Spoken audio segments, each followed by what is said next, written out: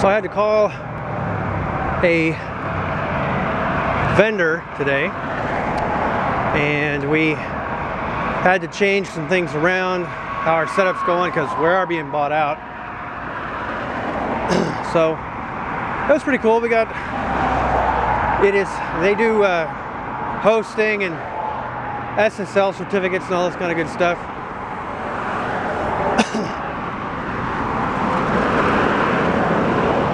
I called them up and got our stuff set up the way we needed it.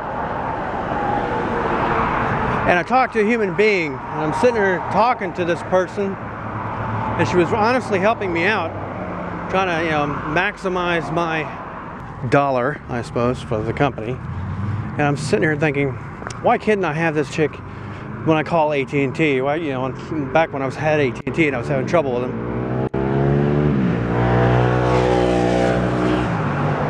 The vendor's called GoDaddy. I've always gotten really good help from them, no matter who I got.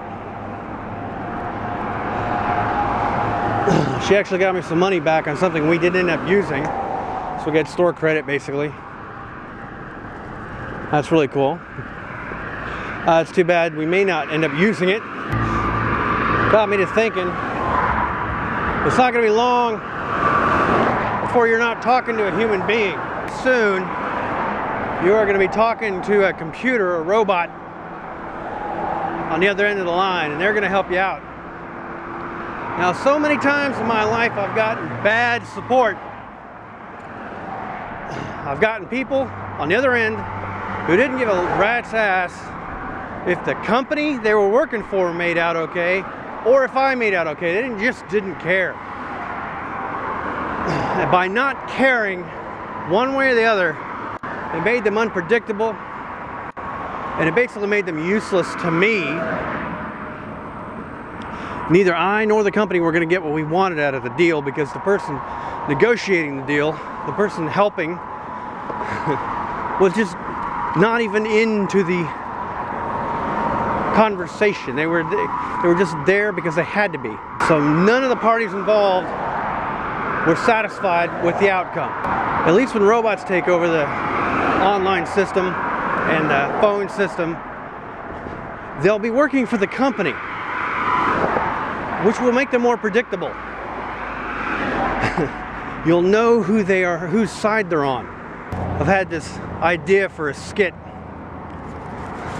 It's Superman calling in, trying to deal with a phone company, and being basically rendered completely powerless by the phone company. And you realize, there's some things Superman just doesn't have ownership over or power over in this world. One of which is dealing with somebody on the other end of the phone who just doesn't give a crap whether anybody wins or loses in this situation. As long as they have to be in it, they're just going to work through it. The end of the skit would be Superman hanging up the phone and walking out the door, so pissed off that he pulls the doorknob off by mistake. Opens up a drawer and has a whole drawer full of doorknobs, and sits there and starts putting the new doorknob back on the door. Obviously, this has happened more than he would care to admit. Thought about crossing the street over there and walking up the bayou. Might have been a little more scenic, but I have to cross the street, and this dusk light is like the worst possible time for me to cross the street. Something about this light, the failing light. No matter what I do, I can't judge distance worth a crap. During the last hurricane we had a couple years ago, I forget what the name was, but all this fence got knocked down. So all this is relatively new fence.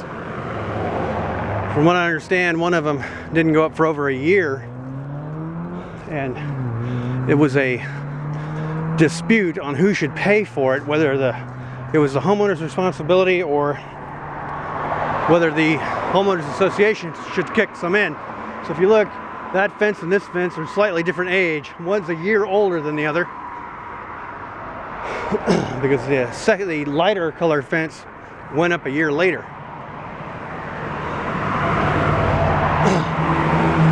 And yes, you could just look in that person's backyard for a year that horse have a wreck.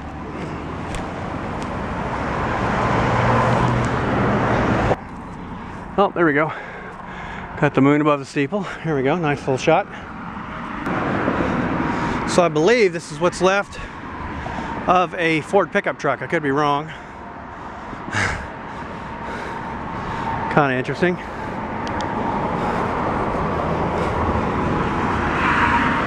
If it were me, I'd charge him rent for that sign on my fence. They mowed. Holy crap, I didn't even notice.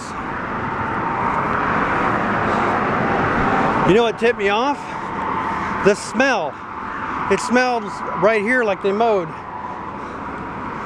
This is the section that's normally as high as your waist right about now. Hallelujah. Plenty of trash left. Anybody want some?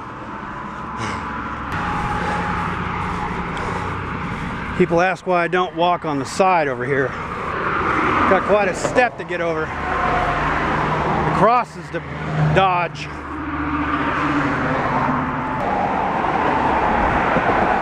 Uh-oh. Blinker lights.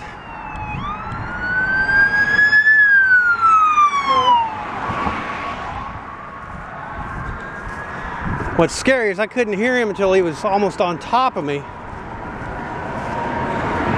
Normally I hear those sirens long before I see the lights. They're so damn noisy out here. So I didn't wear the new boots again. I'm not stupid. Backs of my heels were kind of raw. What I did do was wear my boots that feel the most like tennis shoes today.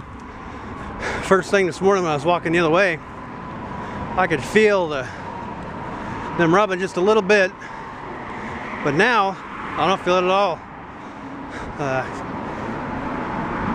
I can tell that these boots hit a different spot, so hopefully that heel had time to, well, hopefully my heel had time to heal.